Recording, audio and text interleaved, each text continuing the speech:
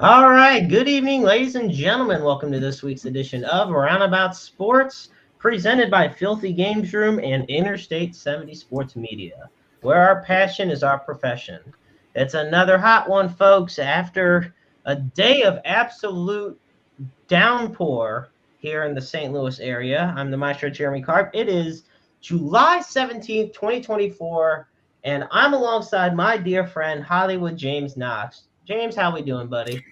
Doing well, Jeremy. Yeah, I hope everybody's doing well in the St. Louis area. Seeing some of the video out of that was crazy. Seeing I-64 shut down with all of the flooding on the interstate was pretty nuts. You know, there are some places in St. Louis that you're used to flooding, 141 in Chesterfield, and even I-55. The further you get down closer to the river, like into SoCo and down into Jeffco in that area. But man, yeah, we've got some of the downpours today that you guys got yesterday, but nothing to the extent that you guys and/or Branson got this morning as well. Yeah, I saw a lot of definitely a lot of shutdown roads. I saw a dam breach in Nashville, Illinois. Saw that. Nashville, Illinois. So yeah, it's crazy. So before we start the show, you can find us on Spotify, on our YouTube channel. Believe it or not, they are saying that our lovely friend Elon Musk is saying that we need a premium account on X now to stream on their platform. So, there goes that. But there is something I kind of want to start the show off with, and it's a bit of an emotional one. So a few days ago, a very dear friend of mine, known as Jeffrey Hyde, passed away suddenly at the age of 41. He was known in promotions such as CHWA, Dynamo, GCW, and he was just a familiar face in the St. Louis wrestling area. He was one of the first guys that I got to know when I started out at Dynamo Pro about 3 or so years ago. And look, you meet this guy, he has an intimidating frame. He's a big dude, but he was one of the kindest souls you could ever meet. And, I've shared on my Facebook page and on the I-70 Sports Media Facebook page, there is a GoFundMe set up for his family that Crystal from Dynamo Pro Wrestling put together. So big kudos to her. So yes, it is. And thoughts go out, of course, to Babs, his Barbie. But you all know her as Babs, who was together with Jeff, with his family and friends at this time. So definitely just wanted to get that out of the way because Jeff was a dear friend who, definitely will be missed. So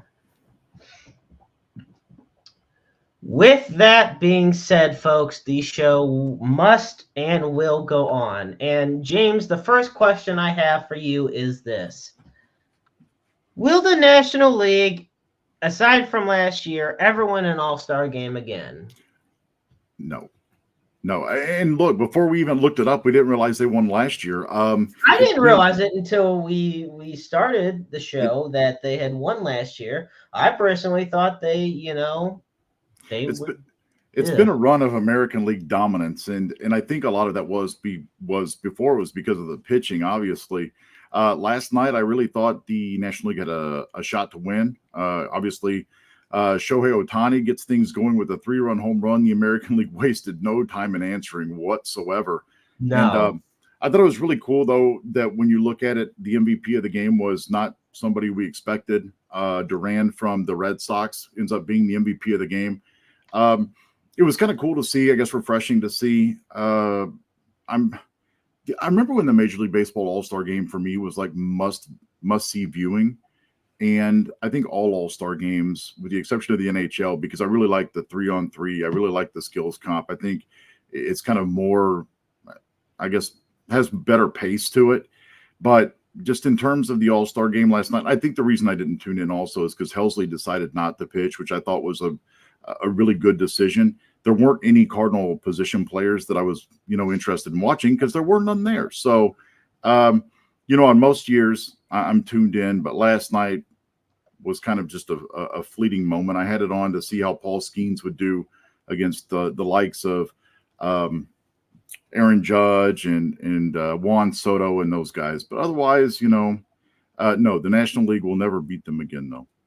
Probably. I don't see it. Offensive talent-wise, I really think the American League is better off. Now, I think that the National League will have more pitching in the future, but, if you cannot score runs, as we know as Cardinal fans, if you cannot score runs, you cannot possibly win a baseball game. You can tie, I guess, but right.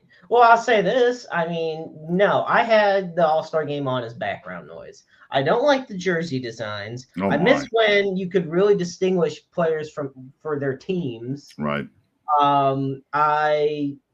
There just didn't seem to be any fan interest in the All-Star Game this year.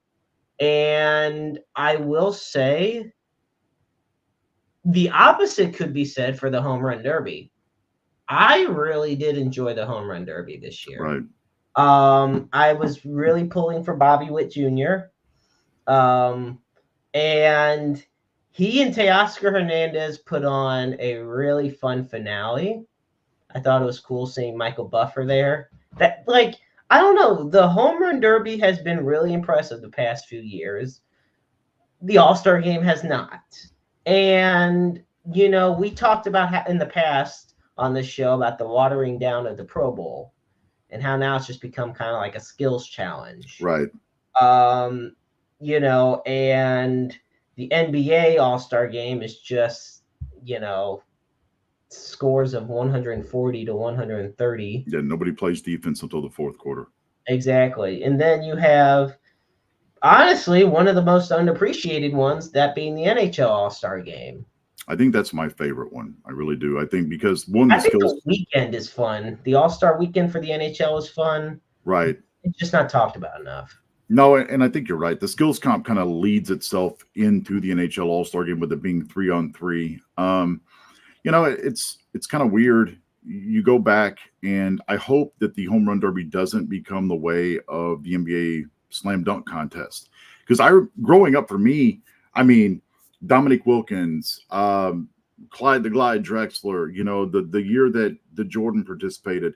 And I think that's what the Home Run Derby for me kind of lacked, like I told you. And this is the honest to God truth. Once I realized that none of the four I picked to be in the semifinals were going to make it there, my betting interest was gone, especially considering I had Pete Alonso winning the thing. And it looked honest to me like he didn't even try. But, there's the part of me also that I'm glad he lost, because I don't think anybody in St. Louis or anybody in the league can stand Pete Alonso. Nonetheless, I just hope that I think Major League Baseball needs to do more in terms of promoting their stars, because if you're going to continue to have an all-star game where there's the only flash is the night before in the Home Run Derby, I think you have to do a little bit more promotion. Other than Paul Skeens, who we've all heard about this year, nobody outside of Los Angeles knows who Teoscar Hernandez is. Yeah. Bobby Witt Jr., he's the face of kind of the Kansas City Royals right now, so people know who he is. But still, a young star. He's super athletic. He's a good-looking guy. You should have him and Paul Skeens posted all over commercials. All over the MLB website, silly ESPN skits. I don't care what it is, but you need to promote your guys better. Yeah. And my dad was saying here, he chimed in, and folks, be sure to send in your comments as well. When he was growing up, it was the National League that was dominant. Right. We looked it up. I think it was, let me double check. Since 1988, the American League has been 28-7-1, whereas from 1950 to 1987, the National League went 33-8-1. That's crazy. So it literally went from one extreme to the other. And we got Chuck tuning in. Thank you so much, Chuck. He says, quote, "The MLB is the worst at promoting its stars. I love my Red Sox, but I'll accept today's fans, football too, are fans of individuals and not teams." Right. And I think that's true. I mean, a lot of people are like, for instance, when it comes to, excuse me, when it comes to the NBA, like I'm more of a Jason Tatum guy. Why? Because he's a St. Louis guy, or I'll follow Ja Morant because he went to Murray State. Am I a Grizzlies fan? I've got a couple hoodies, but I don't have any Celtics gear. It's more of a player-based fandom instead of cheering on the uniform. And it's like, I think I think there's a lot of Cardinal fans have become that way too. Not only are you a Cardinal fan, but you look at somebody like an Adolis Garcia. I couldn't help but cheer for him during the home run derby or when he got up to bat.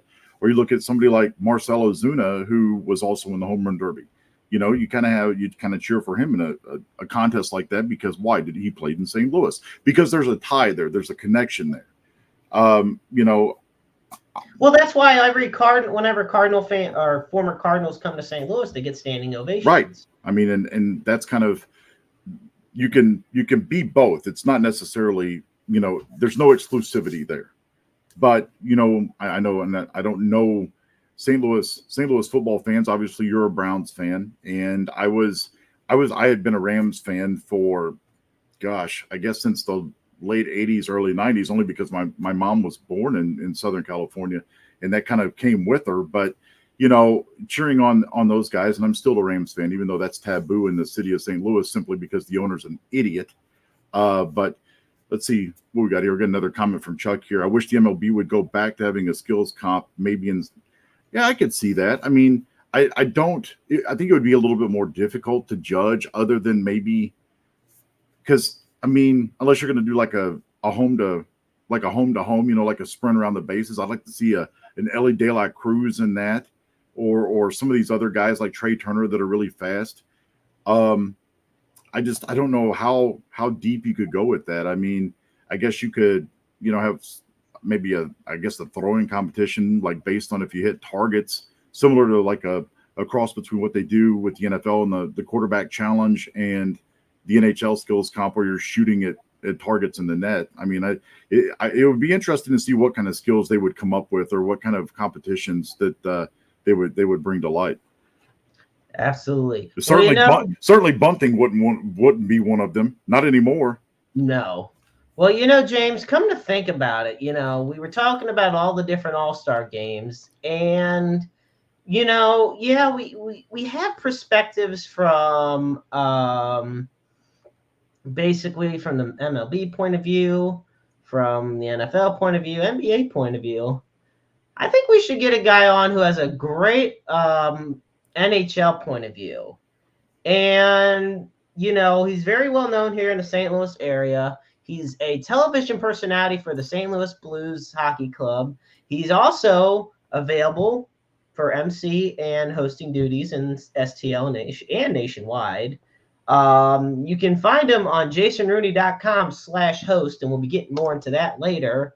And he's also a big guy when it comes to voiceover work. Ladies and gentlemen, the man that you see in this picture joining us today here on Roundabout Sports as well, the one, the only, Jason Rooney. Hey, guys. How are you, man? Thanks so much for having me on the show. I appreciate it. Of course. How's it going, Jason?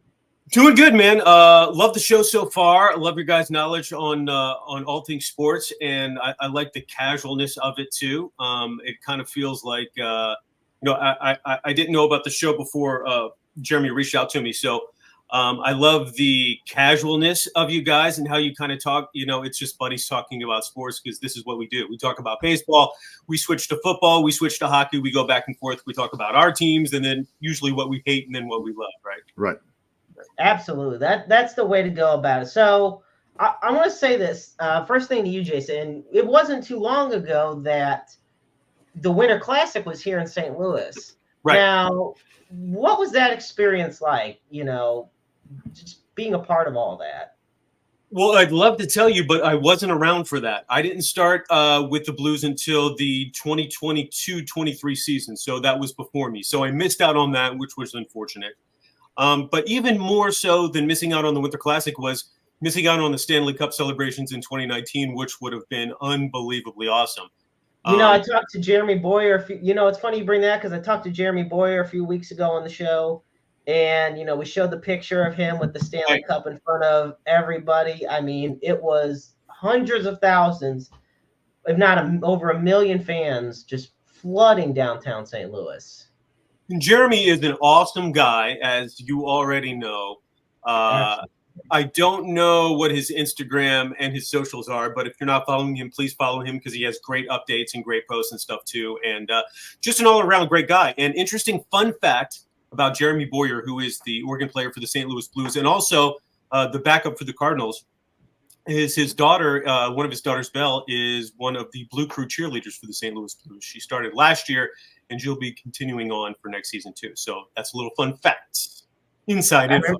I remember he mentioned that to me, and he made himself feel old knowing that one of his kids was working with the Blues Crew now. No, and it's not hard to do. The older we get, man, we just it just happens. But Jeremy's super awesome dude. And the cool thing about Jeremy is too, I can't remember what section he's in, but his organ is up in the 300s at the very top. If you find him, you could go up almost all the way up there and wave and say hi and chat with him for a second in between plays or, before or after the game too. And I'm sure he would appreciate that too. So if you're around, go look him up next season and go, climb the rafters and go say hello. Oh, absolutely. So, gentlemen, the first thing I wanted to bring up in the realm of hockey is actually the fact that, last year the Blues, it's crazy because they didn't make the playoffs. But they exceeded expectations because, let's face it, we didn't really think the Blues were going to do much of anything, let alone the fact that they still hung in there until pretty much the last week of the season. And so first thing I have to say is you take a look, and they just announced a few days ago that Torrey Krug has been diagnosed with pre-arthritic changes in his left ankle. And in about 6 to 8 weeks, he's going to get reevaluated. If he has surgery, he's going to be out all year. James, I'm going to start with you. What is your take on all this? Well, ultimately, the injury that he's facing now is something that he's dealt with. Apparently, for a little bit, he had a broken ankle earlier in his career, and he's kind of dealt with changes in the ankle, and now, of course, being diagnosed with this. And I don't want to be the conspiracy theorist. It just really comes at a good time because they wanted to trade him last year. Well, you're not going to trade him now, are you? But I also, on that same note, I wonder if Army knew this, and that's why the contract offer and signing of Ryan Suter, because what it does, it gives you another left-handed defenseman who's a veteran in that lineup. He's not going to play the power play per se, but that's what you have Scott Prunovich for if he can stay healthy. Ultimately, I think what you're looking at is Torrey Krug. I mean, look, Father Time is undefeated. I don't care what sport you're in. And Krug at times been an Iron Man. He's not somebody who misses a lot of time. But you're in a situation now where if you do lose Torrey Krug for the season, the only silver lining is that you can put him on LTIR and perhaps use that money to maybe strengthen your top 6 forwards if somebody's out there that's available or via trade at the deadline. I just hate it for Torrey because he's had kind of an up and down career since coming to St. Louis, and of course trying to get acclimated to a team that had beat his previous team in the Stanley Cup, and just trying to get kind of acclimated to the team and the style of play. He's had his ups, but unfortunately, I believe there's been more downs to his Blues career than what maybe management and his fans would have liked. Jason, what do you think on all this? Well, I mean, off the top, yeah, it's a loss. However, if you look at last season, which was an improvement over the previous, 2022-23, you had some defensive problems. Goals that we allowed were just it was getting ridiculous. So there were some adjustment made in that season, and then some more, obviously, last season. And our numbers were better for defense last season, namely Parenko really stepping up last season. His numbers were a lot better. And we're paying him a lot of money, so it's good that he kind of stepped up. Also, Colton, a really awesome guy, by the way. Super nice, super friendly dude. So you want him to do well. You want him to perform well, for the team, and obviously that's what he wants to do. However, saying all that, even if we lose Krug for all of next season, we're still in a season and a realm of change. You've seen it with the announcement of Army retiring or leaving in a few seasons and Steen taking over. So not only do you have player changes, but you also have some management changes, obviously managerial changes last year as well, too. So I feel like, all said, I think the Blues are in a good position because they're already changing a lot of things, too. And so this doesn't throw their entire plan out of whack, in my opinion. I look at what's going on with the Blues defense. So right now, okay, we're gonna include Krug on this because he's still, he's not ruled out for the season. They're still determining what the official length of everything is for him. But you have 8 defensemen on the Blues who are typically battling for 6 spots. And when you look at it, I mean, Matthew Cassell and, Justin Falk, Colton Parayko, they're in. They're going to stick around. Tyler Tucker he's 24 years old, and Joseph is going to stick around a while as well. So these guys are going to alternate from the AHL to the NHL. This leaves you with Nick Leddy and Torrey Krug. Well, it also leaves you with Ryan Suter, too. Don't forget that they brought in that veteran left-handed defenseman. And here's the thing with Matt Kessel. If you're asking me personally, yes, I think Matt Kessel should be in the lineup every night. I think he proved last year that he can even log top 6 minutes if you needed him to. But I mean, I think that you got Tyler Tucker, you got obviously you bring in the Joseph brothers, and we'll get to the additions here along with Texier and Radek Faksa, which ultimately made the team tougher, which kind of goes to Jason's point. A lot of those goals 2 years ago were tap-ins, and you can't leave your goaltender in Bennington back there to kind of fend for himself. I think we need to be stronger in front of the net. You get some of that in a forward presence now, other than somebody like Braden Shin, who has to kind of carry the team on his shoulders and fight everybody every time there's a mix-up or, anything on the ice. Yeah, don't forget, you've got guys that are, and don't forget Prunovich as well on the left side. And really that's where you're going to have to try to find the minutes. If for some reason Krug misses part of, if not the entire season, that's where you have to look to. So you've got Suter, you've got Prunovich, you're going to have Tyler Tucker. I can't remember if Joseph is right-handed or left-handed back there. I wish that what is this, Steenberg or whatever his name is, the Swedish defenseman that was at the prospects camp a couple of weeks ago, just kind of figure skating with the puck out at the blue line, looks very promising as a left-handed defenseman as well. So yeah, I mean, they've got depth back there, but I also believe that Ryan Suter played 19 minutes a game last year for the Dallas Stars, so he could be a top 4 defenseman too, if you need one.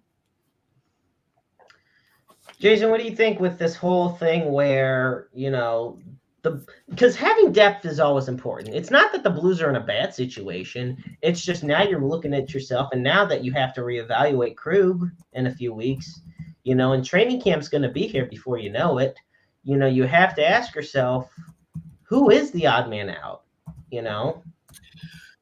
That's a good question. I will say that watching Tucker last season, the kid has some spark to him. He has some aggressiveness to him in his style of play. He has passion that I saw night after night. So he's a guy that is he going to play every game? Probably not at this point. But he's young enough to develop a little bit more. And I really think in the future he could really be something. And he could be a really strong defender for the St. Louis Blues, I think, if they keep him around and his play continues to improve. Because, it's just the passion and the aggressiveness, especially for defensemen, are just huge. And I think he has that, and I think he's hungry. So I think he's the player to watch, in my opinion, as far as, some of the younger guys.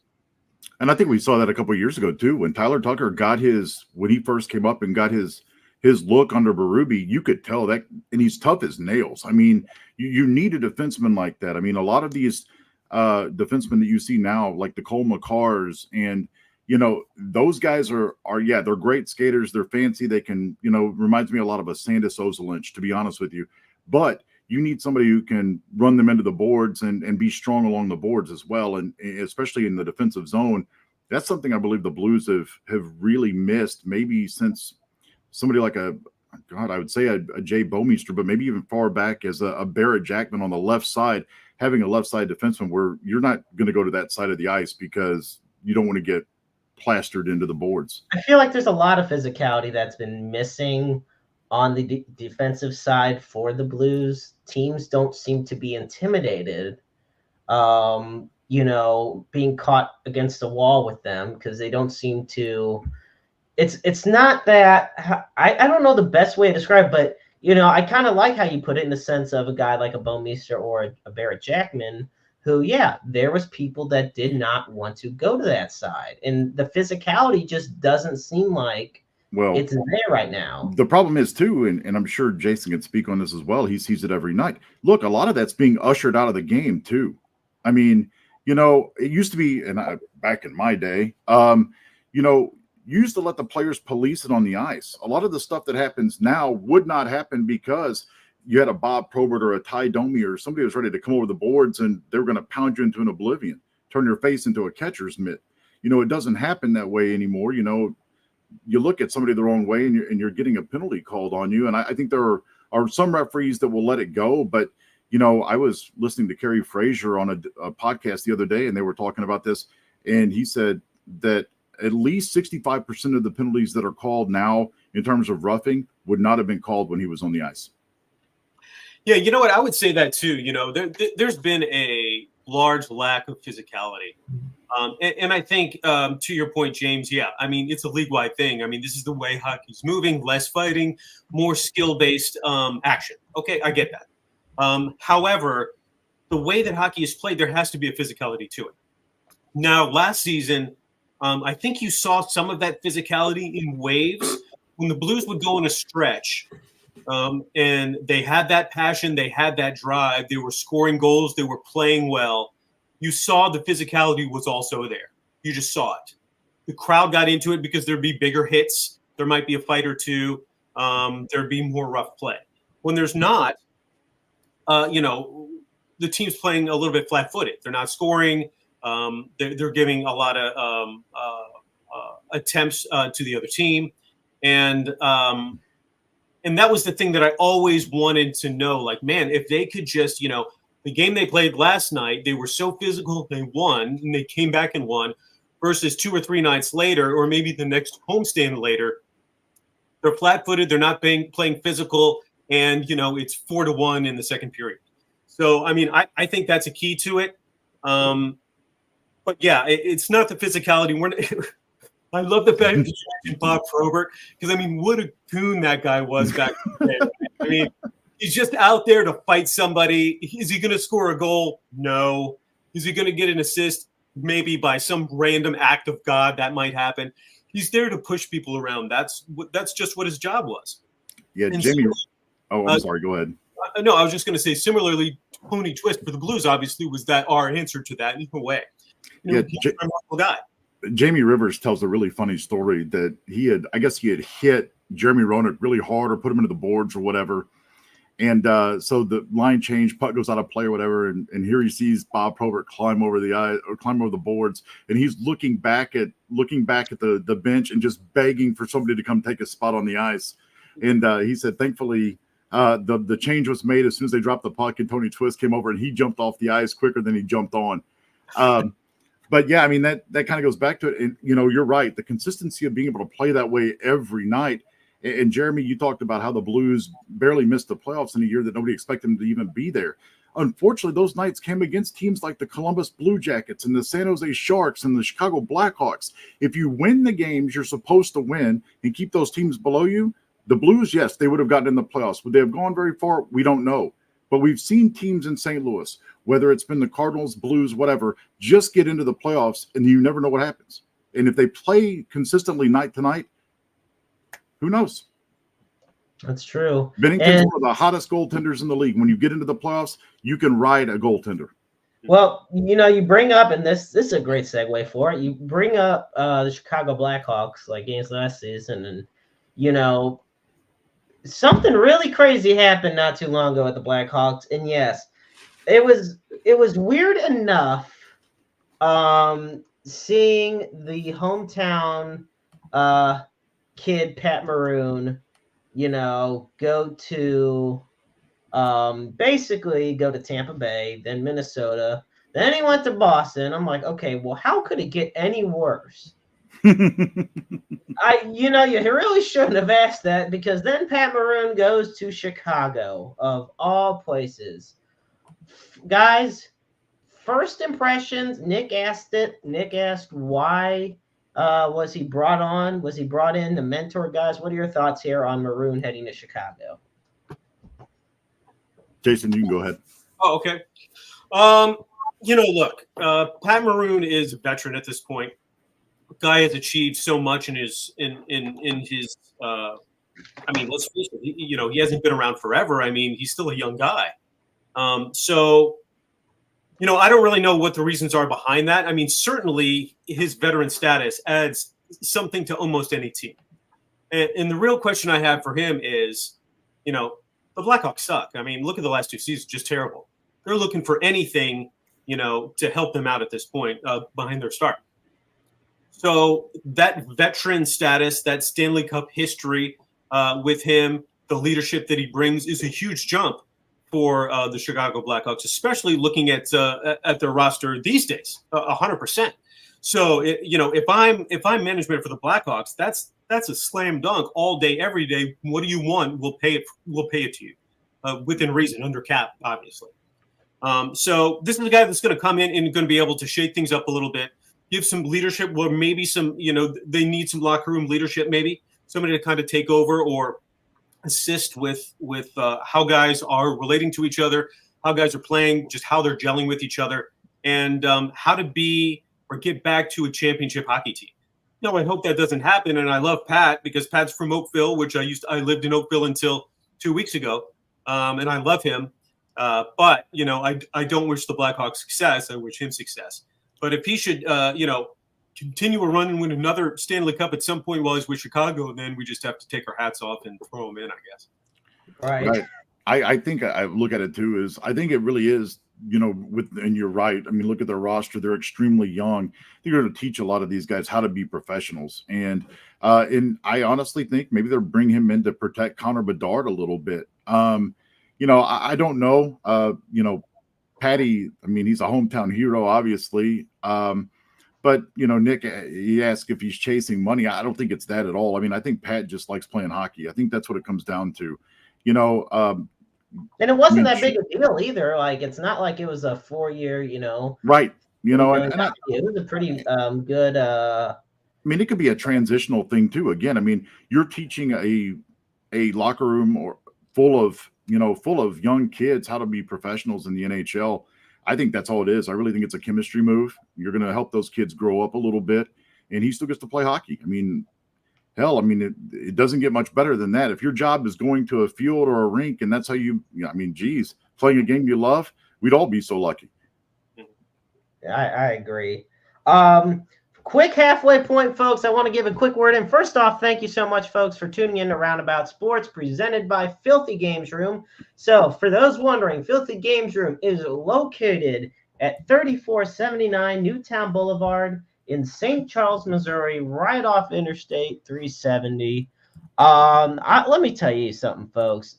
It is a fantastic place, chock full of the largest collection in the metro area of retro and modern video games, spanning from it all the way. You want to go back to the Magnavox Odyssey, all the way up to the PlayStation 5. That's what we have here, folks.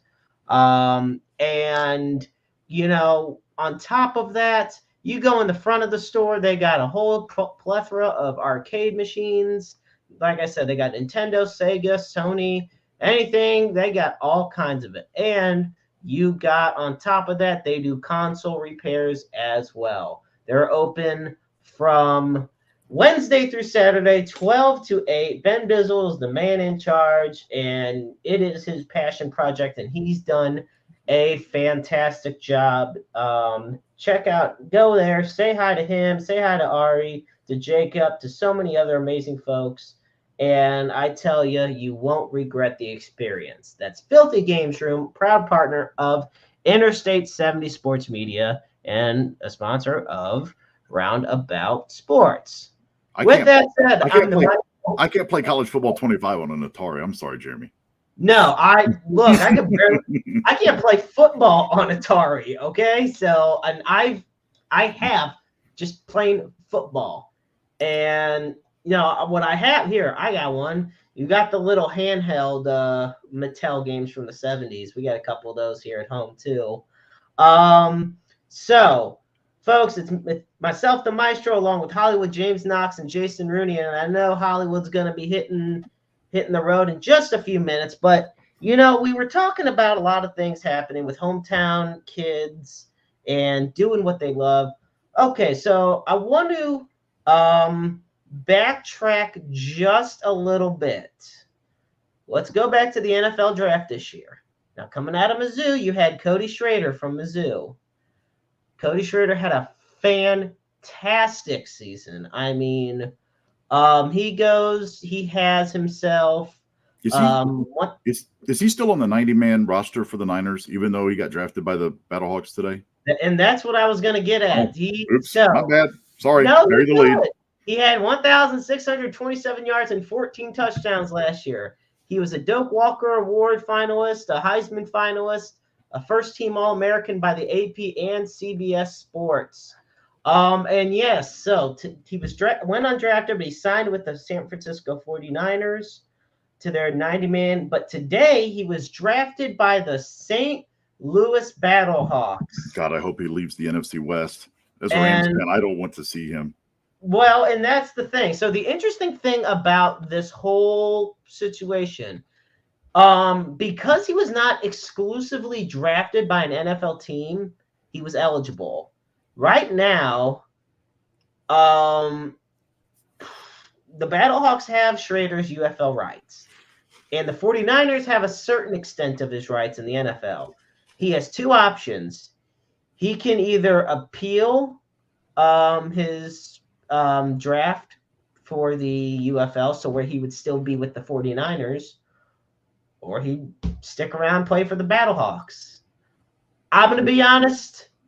Look, there were 5 NFL players picked in the first 13 picks of the UFL draft, and it would be hard-pressed for me to not see Cody Schrader wearing that Battlehawk uniform. Their draft rules make my brain hurt, quite frankly. The UFL, look, with all due respect, love the Battlehawks, love the league. Their draft rules made my head hurt. I was just most of their rules make my head hurt. Like, the majority of the league can make my head hurt. But you know what? It's football in St. Louis. And, I know Jason sure believes that could cause the law. What's funny is I was at the very first XFL game in Las Vegas. I lived in Las Vegas for 17 years. And so I was in the media. And so we got tickets to the very first game. And, we sit down at Sam Boyd Stadium where UNLV Rebels play. Yep. Getting ready. I'm like, okay, football. I don't know what this is about, but this should be fun. And next thing you know, 2 guys were running, towards the center field to grab the ball. And I'm like, what is happening here? And that's where I found out about He Hate Me. Yep. Rod Smart. I've loved it. Good old Rod Smart. That's exactly the first thing when he said that. That's what I was going to bring up was He Hate Me. Yeah. He freaking hate me. So he wanted to play for the Carolina Panthers. Okay, so and I want to get into you did. And I want to get a little bit more because I know Nick even said he's kind of lost at the whole situation. I know James we all are kind of confused by the whole situation about what with Cody Schrader. So right now he could spend all fall on an NFL practice squad before playing in his hometown for the spring UFL season. Basically, if he doesn't sign a contract with the 49ers or any NFL team during the season, he'll be able to play in the UFL next season.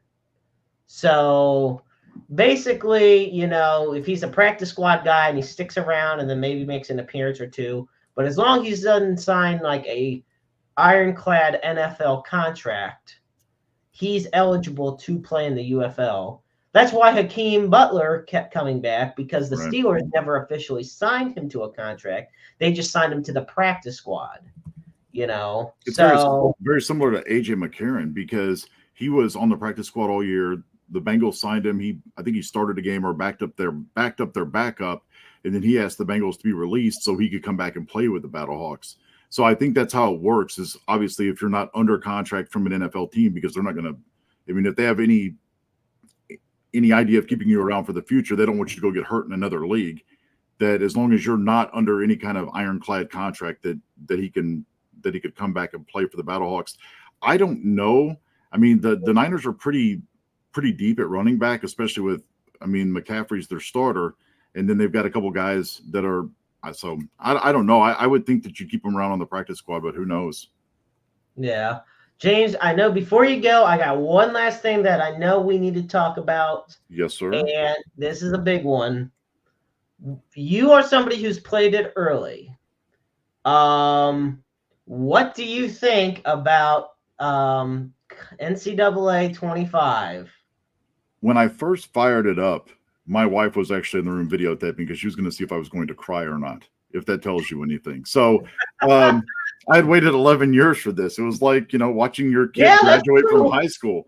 I mean, look, I'll tell you right now, they knocked it out of the park. It's been everything look, I'm not necessarily a hardcore gamer, but when I do, it's all sports games.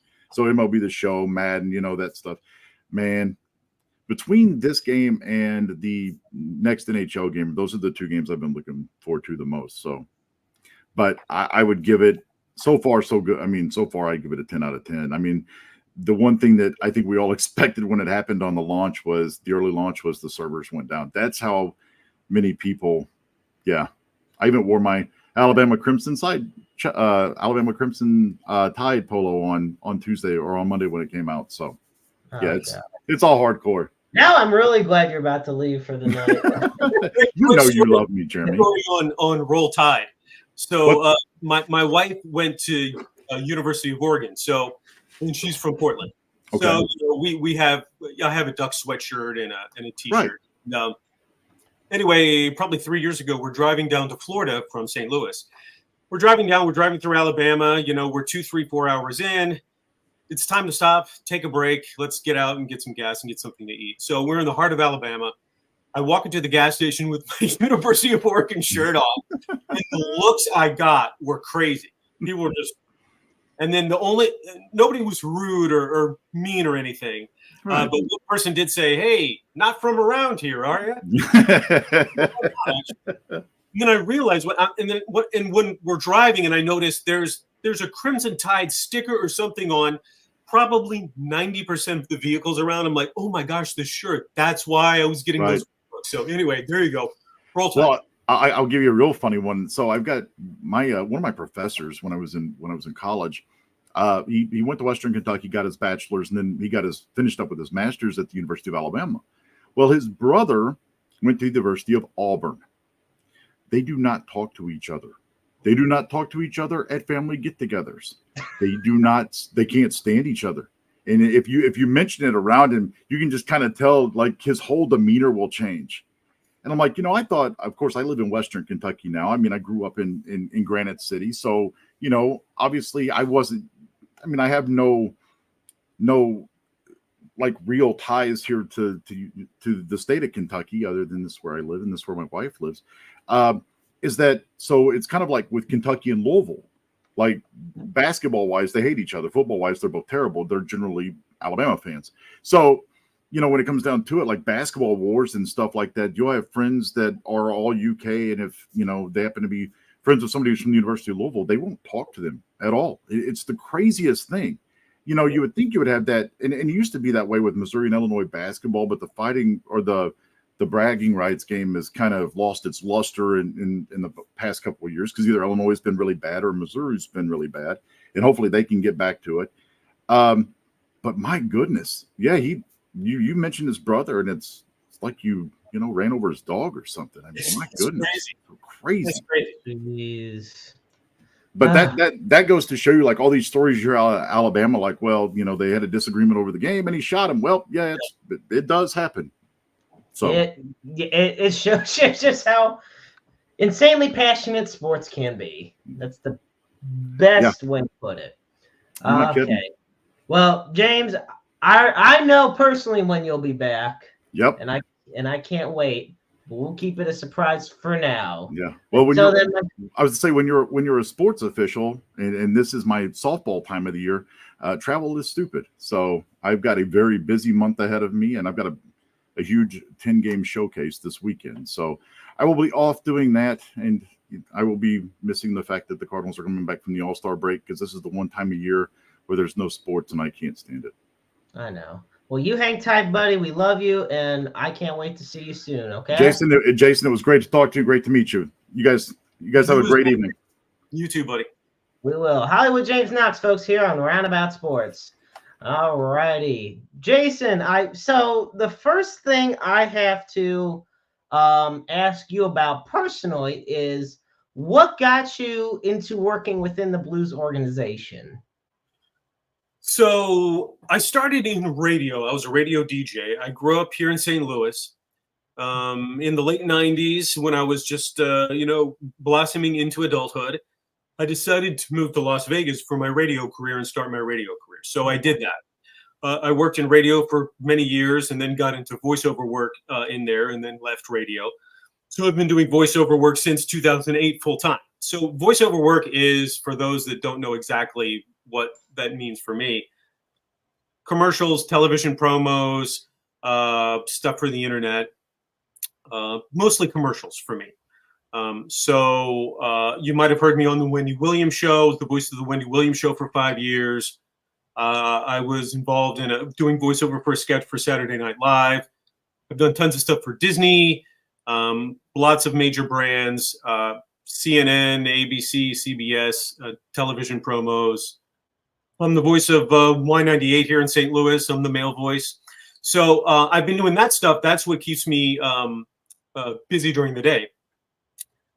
But since 2008, I've been working in my studio at my house, and I haven't done anything outside of my house. So I guess it was two and a half, 3 years ago now, I saw that they were doing open auditions for in-game hosts for the Blues. And I thought, oh my gosh, this is fantastic, because it's a live event. You're on camera and you're doing announcements. I've done that before. I've done, hundreds of thousands of events. It seems like hundreds of thousands, not really that many, but I've done tons of events in my career, stage announcements, working crowds, stuff like that. So I thought, how awesome would it be to be able to do that for the St. Louis Blues, which I've been following since I was 10 years old, right? Right. So I sent off a package to them and got a call back, and then we had a couple of interviews. I had to go in for an audition, and then I got hired for the 22-23 season, and then worked last season as well. This position is kind of a season-by-season thing, so you're not really guaranteed. So I may not be back next season, depending on management. But the last 2 years have been fantastic. It's been a lot of fun being able to be at all the home games, to watch the action, be involved with the crowd, make all the friends with the fans and everybody that works there. Has been really fantastic. That's wonderful. And quick shout out to our friends Assad and Herb Simmons, some amazing guys tuning in here this evening, talking with the great Jason Rooney. You talked about sorry, I didn't give a shout out to my co-host Chelsea Haynes from Fox 2. So shout out to Chelsea. She's my co-host, and she does a fabulous job too. So absolutely. So the next thing I wanted to ask, you talked about all the time you spent doing voiceovers. It seems like it comes so naturally to you. Why is that? Probably because I've done it for, it seems like 100 years. You don't start out day one really knowing what you're doing. You build that up through the years, right? Right. So voiceovers really for the better part of 20 years, really, at this point. And after a while, you kind of just know what you're doing. You know what you can do as far as what your vocal range is, how you attack certain types of scripts, different tones that you might use that might be helpful for what the client wants. So It's just a muscle memory thing. I've been doing it for so long. It's just what I do. It's just like, I could say, well, Jeremy, you're on this podcast and you seem like it comes easy. Well, you prepare for it. You get your stats. You know what you're going to talk about. You know what I mean? You prepare for those things and then you do it. And that's what it is. So it's the same sort of thing. Yeah, I was going to say, because in some way, shape, or form, I've been doing podcasting for practically a decade, if not more now. So, which I have to agree to your point. It feels like 100 years sometimes. It's kind of like me with writing. It just feels like I've been doing this stuff forever, that it's become a part of my daily routine. Right. So I totally get that. Was there that certain point where you considered it? What would you consider to be your big break into the business of media, voiceovers? I mean, you mentioned some of the stuff you did, which is all of it's fantastic. Was there something that just kind of caught your eye and was like, wow, I can't believe I got to this? There's probably a couple of things. Being featured on Saturday Night Live for that sketch was one that was a real career-defining thing for me, because look, I grew up, and a lot of us in middle school, high school watched Saturday Night Live. I mean, that's what I did. That was what we did every Saturday night, and then went to school on Monday and talked about the sketches and laughed about it and stuff, right? So these were guys I idolized. Dana Carvey, Phil Hartman, John Lovitz, all these guys, and I was lucky enough to be able to interview or meet all those guys later on in life, which was just unbelievably awesome to be able to, almost kind of touch these idols that you've looked up to for all these years and have interaction with them. But being able to be featured on Saturday Night Live was huge for me. It was just, it was just a sketch where it was like a movie trailer, and then they went and it was like an animated trailer. So I was the voiceover for the trailer, like, Home 2 coming now in theaters, or whatever, whatever we said.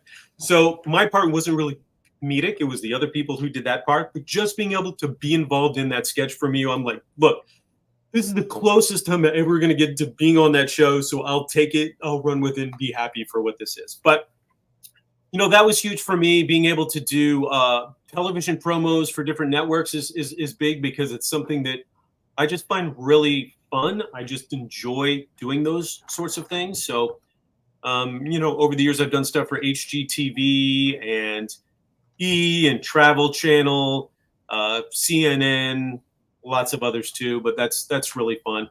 But there really wasn't a make or break moment for me. Really, there wasn't one thing like, okay, made it. It was just a grinding it out, doing auditions, because the work of voiceover is auditioning, really. Mm-hmm. What I do every day, in and out throughout the day, I'm doing auditions for things. Then sometimes people come back and they want to hire you, which is fantastic. But the auditioning is really the legwork that you have to do to work. So when you do that every day, slowly things start coming in. You're doing small jobs here or there. Then you might get something that's big, or sometimes things have a big budget and you make a good amount of money, but they're not really prestigious. Sometimes you do things that are a little bit more prestigious, but the money's not as big for those too. So, but they're both fun in each of their own different ways. But there's not really one moment that made it. It was just staying the course, staying committed, working hard, and trying to make it. Okay. I was gonna say, I mean, there's a lot of moments. The SNL one is what really gets me.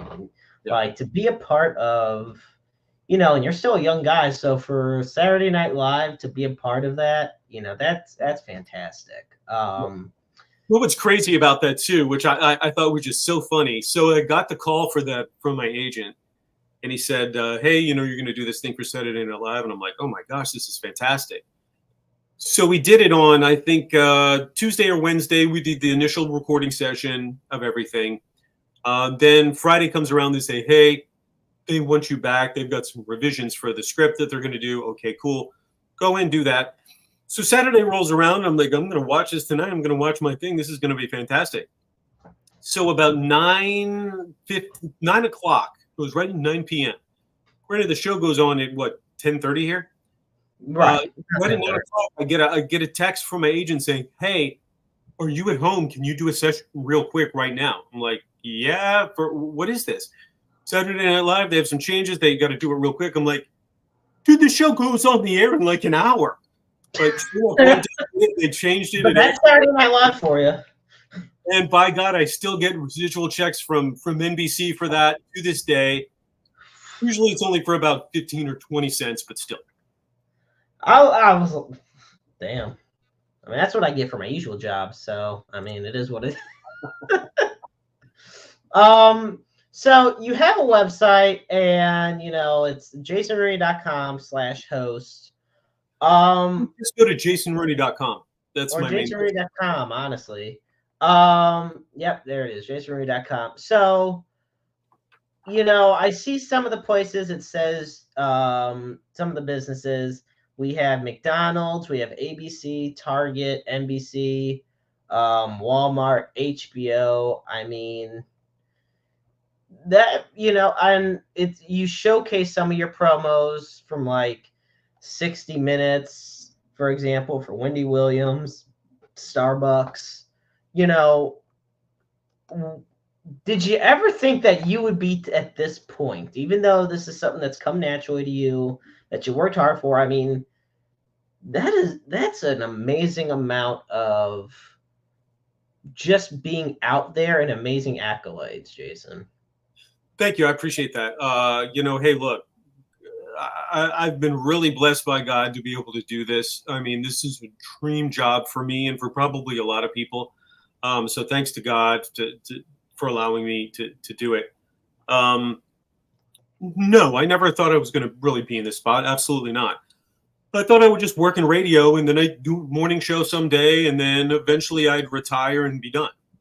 But once I started and got into it, I just thought, if I can just make a few extra bucks every month, I mean, this will be great. Even if I make $200, $300, $400 in a month or something, hey, that's extra money that I didn't have before, so this will be fantastic. And then when I started out, I started making, $200, $300, $400, $500 in a month, and I thought, hey, this is great. Then it just grew and grew and grew to where it was that I was making more money in voiceover than I was in radio within about 2 to 3 years. And after that, you're like, this is fantastic. So I never thought I would be at that level, though. No, certainly not. But I'm happy to be where I am. And granted, voiceover, there's ebbs and flows. I mean, somebody that's on top this year in 5 years may not be on top anymore because styles change and the industry changes. So to still be involved after 20 years and be able to make a living doing this is really being blessed to be able to do it. So I'm just happy to be here. I'm happy to talk to you. I'm happy to still call myself a voiceover actor. Well, and it's an absolute pleasure having you on. Now, you mentioned about kind of adapt and change, if you will, or adapt and, just do what you can to stay in an ever-changing world. Do you ever worry that the style you do will ever become outdated, that you would have to change how you've done things for so long?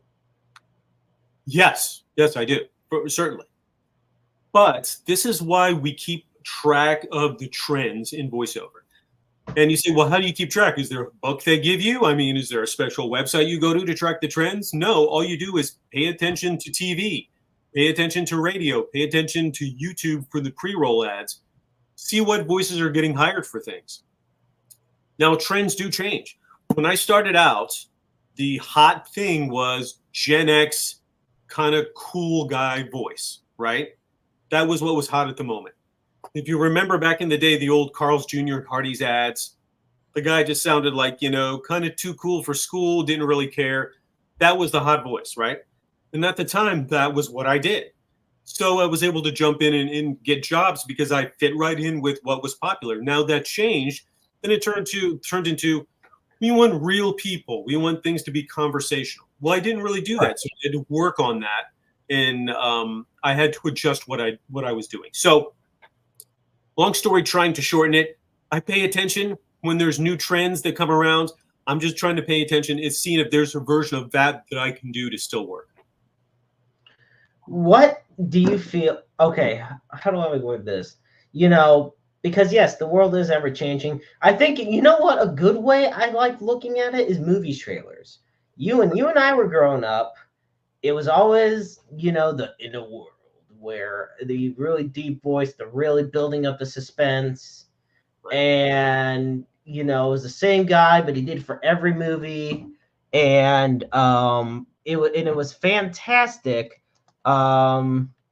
because I mean it was just iconic. Don LaFontaine, Yeah. he was the one that did it, and Matter of fact, hold on one second. Hang on one second. all right, you're good.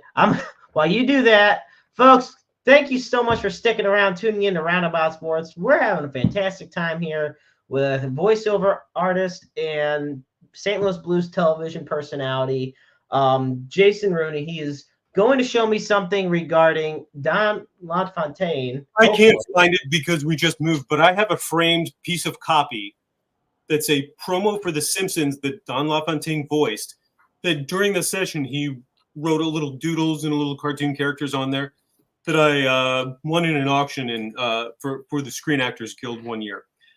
So all that to say about Don, he was the original voiceover trailer guy. He was the guy. And unfortunately he passed, many years ago, but movie trailers really, they're not really a thing like they used to be. If you go to the theater now, you may see 3 or 4 or 5 trailers before your film. Maybe one might have actual voiceover in it. The others probably won't have any. So, right. And the trailer, it segues into the whole thing where, the trailers are different than what they used to be because, Don's not there to provide his type of commentary to hype up things as it used to be. Right, but you have other guys too. You've got guys that still do that now. They just do it differently, and movie trailers now really encompass not just what airs in the trailer in the theater, but really any commercial that airs for a movie, promoting a movie. That's still considered trailer work. So if you are watching TV and an ad for the new, Daredevil comes out, and at the end, they're like, Daredevil, rated R, in theaters July 4th. That's still a trailer read, but it's done for a commercial. It's not done in theaters. So that style still exists, and you still have guys that are fantastic at that. Ashton Smith is the number one guy for that. You've got John Bailey does some of that now. John Gary. I mean, there's still a host of guys, some younger, some a little bit older, that still do those reads that are just fantastic at it. And have been doing it too alongside Don since Don was alive doing it as well. So some of these guys are older and they've been around and doing it for a long time, but it's still there. Yeah, and you look at there's always somebody that keeps the torch lit. It's the passing of the torch. And one thing I've also learned is, I mean, it goes without saying, like the old cartoons we grew up with and watching, the voice actors and the voiceovers for those were just absolutely fantastic. Mel Blanc, just one of the many great voiceover actors for these roles. But even one thing people don't realize, here's one, and this would have been a perfect show for me to wear my Tom and Jerry shirt I have. But, if you ever watch Tom and Jerry and you hear Tom scream, that's William Hanna from Hanna-Barbera. He's the one that did it. Yeah, William Hanna did all of the screams, the individual screams, and it was always different. From, they didn't hire a separate voiceover person. Right. And they had a character in there. There was another character in there that sounded just like Clarence Nash, who did Donald Duck, but it wasn't, which was, and I forget the person's name, but it made it all the more interesting. And that's the thing. And like once you enter one medium, you almost start to branch out into all of them, from what it seems like to me. You can certainly you can, but it seems like guys and girls will end up finding their niche and kind of staying in there. Sometimes they'll go a little bit back and forth, like me, commercial promo is my area where I work the most. Some people do animation, and that's kind of where they stay. And sometimes there's not a lot of back and forth between the two, really. Sometimes there is, but a lot of times you find what works and what you enjoy, and then you just go for that, and that's what happens. I mean, you got guys like animation. I mean, shoot, Frank Welker, who's been around for 100 years. Frank Welker's the voice of Megatron for the original Transformers, the 1980s Transformers. He's the voice of Bapu in Aladdin, in Disney's Aladdin, the original Aladdin. Fred, from every single Scooby-Doo animated incarnation has been voiced by Frank Welker. But there's guys like that are just unbelievably talented. They're just on another level, especially animation guys that you're just like, gosh, that guy is fantastic. Yeah, it's always interesting learning more about the voiceovers and, you know, the ins and outs of, you know, being, and I guarantee, and I'm pretty much assuming it's a lot more convenient for you considering you built your own studio within your house. Well, yeah. You know, it didn't used to be like this. When I started out, you had to go to a studio to do a session pretty much. And that's what I did for years until I built my own studio. But in the probably late 90s, the advent of ISDN service is what really allowed guys and girls to work from home. ISDN is, I don't have one handy I can show you, but it's a little box like this. It hooks up to 2 telephone lines, which gives you double the fidelity, so it's broadcast quality. So studios started getting them, and then some high-level talent started getting them, and then the talent could be dialed in their own studio to the recording studio. So all they had to do was wire it up with their microphone to make sure the sound was right, you know, that there was sound deadening and all that kind of stuff. And then they would just be dialed up when it was session time. They would read their lines into their mic, and it was recorded on the other end, and they were done. So it didn't used to be like that. Back in the day, you had to go to studio if you had sessions. But yeah, it's a lot more convenient now. It's a lot more open to more people because building a studio doesn't cost hundreds of thousands of dollars anymore. Yeah, although then again, with inflation, it just might. That's true. Yeah, that's true. $20 doesn't get you the groceries it used to. I'll say that. I ask you this, Jason. And as we get close to wrapping things up here, first I want to say just how much of a pleasure it's been having you on. It's been so much fun. You've done so much work. You've told me, you've shared so many places, so many things, so many promos, commercials, your expensive residuals of 20 cents from NBC.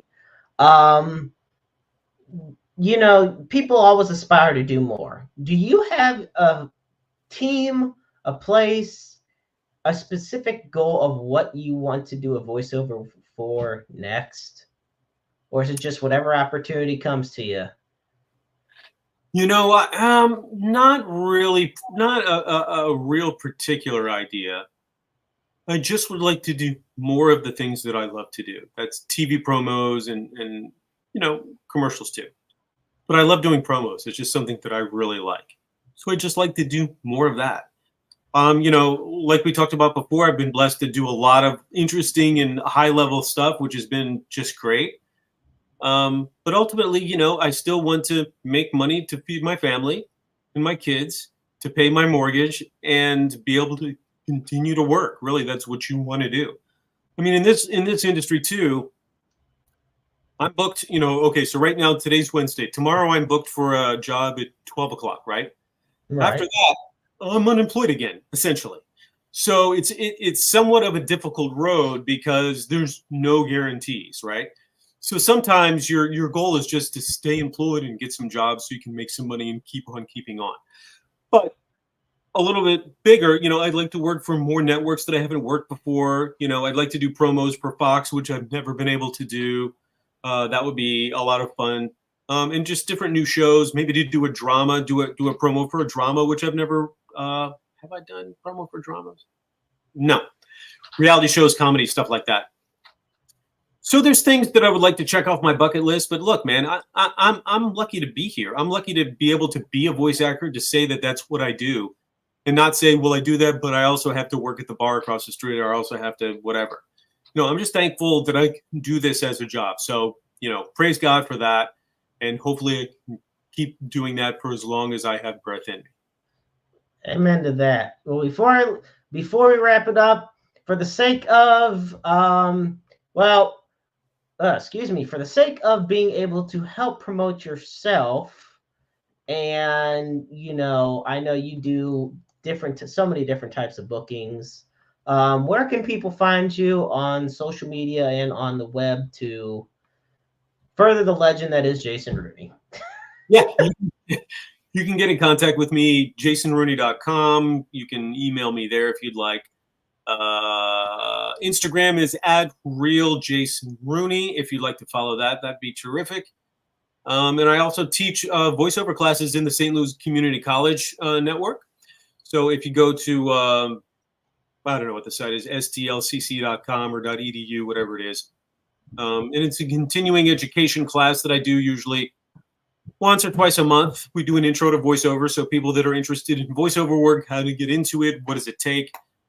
We do a class on that, which is always a lot of fun. And I do some virtual coaching on the voiceactorstudio.com, which is basically an actor studio located in Las Vegas, which is owned and run by a good friend of mine named Melissa Moat. So I do a lot of work for her as well. So, and that's really just fun to reach out, connect with talent that are brand new, just trying to figure out the industry, what it's all about. Do they think they have what it can, what it takes to be successful, all those things. So yeah, I'm happy for anybody to reach out. I love when Blues fans reach out too. That's always fun to talk to those people. So feel free to reach out, follow me, and I'll follow you back. All right. Ladies and gentlemen, we're going to wrap it up here this week on Roundabout Sports. As always, we put up the NAMI helpline at the end of every show, that being the National Alliance on Mental Illness. For that, you call 1-800-950-NAMI. That is 1-800-950-NAMI. The National Alliance on Mental Illness is the nation's largest grassroots nonprofit organization dedicated to building better lives for those who struggle with various forms of mental illnesses. And also, we always end the show by putting up the Suicide and Crisis Lifeline. And for that, you dial 988. The line is open 24/7, 366 on leap years. Understand that you're never alone in this world. There is always somebody out there who loves you, who cares about you. We all go through our struggles, whether they seem minuscule or they are major. They don't have to be faced alone. You are just a phone call or a text message or email, anything. You are right there, and there's always somebody there to listen. And you could be the listening ears and watchful eyes for somebody else who's in need, that's near and dear to your heart. So I want to definitely thank James Knox, as always, for joining us this evening. I want to thank Jason Rooney for joining us this evening. Next week, we'll have Casey Thomas here on Roundabout Sports, St. Louis personality and sports fanatic. So I look forward to that. And as always, folks, I'm the Maestro Jeremy Karp, and life is a book full of empty pages just waiting to be written in. Make your lives worth reading. Good night, everybody.